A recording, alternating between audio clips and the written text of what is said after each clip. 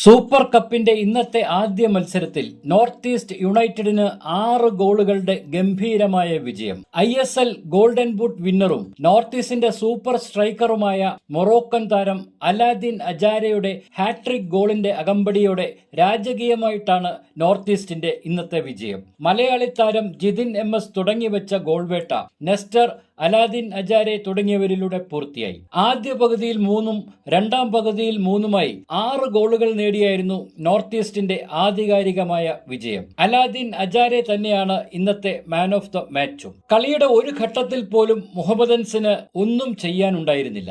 ചുവന്ന ജേഴ്സിയിൽ ഇറങ്ങിയ north east United മൈതാനത്ത് വിശന്നു വലഞ്ഞ ചുവന്ന ചെന്നായ്ക്കളെ പോലെ തന്നെ തോന്നിപ്പിച്ചു. നോർത്ത് ഈസ്റ്റിന്റെ ഗോൾ വേട്ടയ്ക്ക് മുമ്പിൽ മുഹമ്മദൻസിന്റെ പ്രതിരോധം സമ്പൂർണ്ണമായി തകർന്നുപോയി. 6 ഗോളുകൾ നേടിയിട്ടും അവസാന നിമിഷം വരെ പോരാട്ടം തുടർന്ന നോർത്ത് ഈസ്റ്റിന് വരും മത്സരങ്ങളിലെ പരിശീലന കളരി കൂടിയായിരുന്നു ഇന്നത്തെ മത്സരം. ഇന്ന് 8 മണിക്ക് വീണ്ടും ജംഷഡ്പൂർ FC യും ഹൈദരാബാദ് FC യും ക്വാർട്ടർ ഫൈനലിന് വേണ്ടി കളത്തിലിറങ്ങും.